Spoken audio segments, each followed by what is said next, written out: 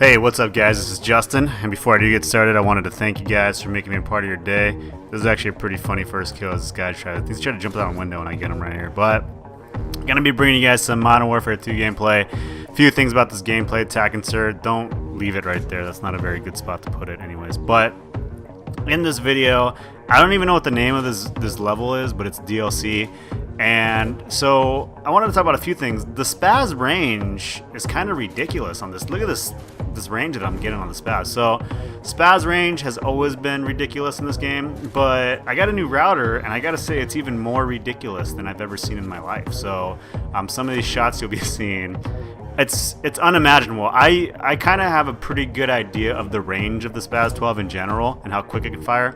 But on the new router and the new host that I'm getting, it's kind of just ridiculous how far I can shoot him with this. So in terms of score KD wise, I don't think this is the best game. It's like a 50 kill game with like 10 or 15 deaths, but I don't even get an AC 130, so a lot of the kills that I do get are actually Spas buckshot to the chest kills. So look at that. That's kind of ridiculous. This guy was sniping me and I just hit him with the Spas in the chest. But anyways, we're going to talk about a few things, go into a few topics and so on, leading up to Ghost and the new Xbox One.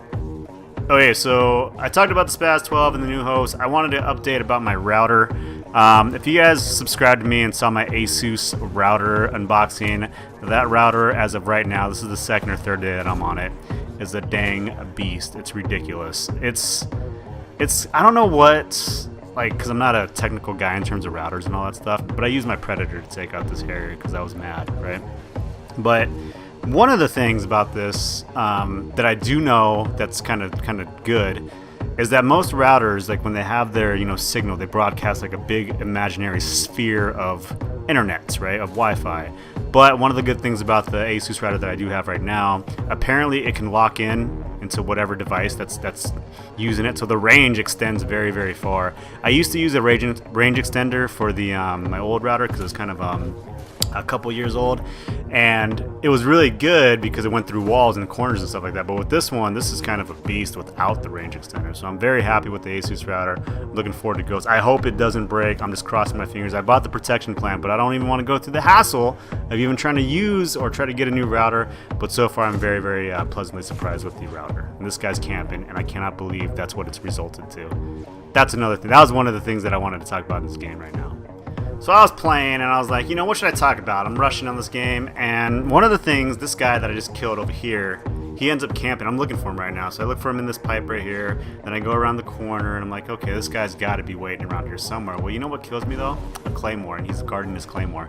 That's how this guy killed me twice in a row, and he ends up getting a Harrier. But one of the things was that camping really ruins games, and I know like a lot of people say that, but this is from a rusher's perspective, okay? I just can't sit still. One of the things about camping is like I cut out a lot of this video, so I got 50 kills, but I still had to cut out a lot because there's a lot of dead space in there, so I had to cut out all those mundane parts where I'm just running around looking for people. Nobody wants to watch that, okay, first of all. So the reason why I'm saying that is because a camper's game is my game is dictated by what campers do, and that's kind of unfair. And I know it's kind of like sounding like I'm complaining, but it's like if they don't want to come out and fight, we'll win by 150. That's not my problem, right? If they don't want to fight and they want to lose the game and so on. So I think it's kind of stupid that campers will play this game. This game is so old, right? This game's like 5 or 6 years old. Look at this range right here. Well, I didn't get the hit right there. I got a hit marker right there. But I hope that changes in Ghost because I do rush and run around a lot. And I was thinking about that when I was watching this video. I was like, man, for 50 kill game, there's a lot of dead space. And I was wondering, like, how do you guys feel about that? How do you feel that a camper can dictate the pace of a game? I don't like that.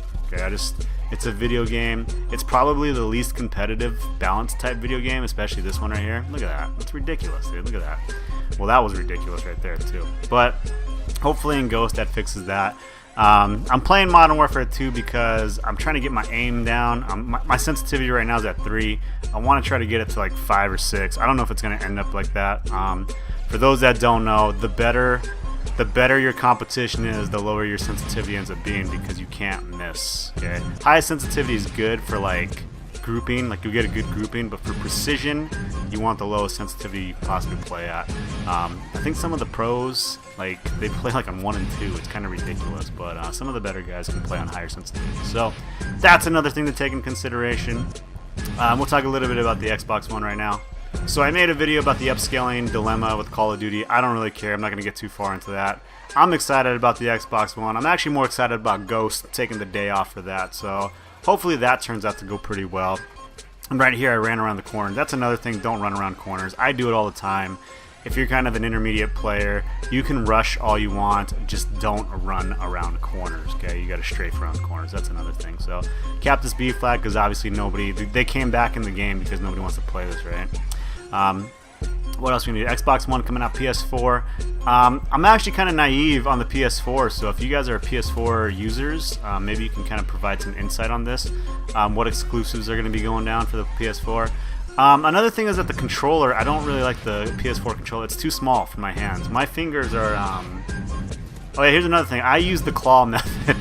So my trigger finger, when I have a semi-auto, my trigger finger is my middle finger, and then my melee button is my index finger. So that's why it looks like I panic knife sometimes.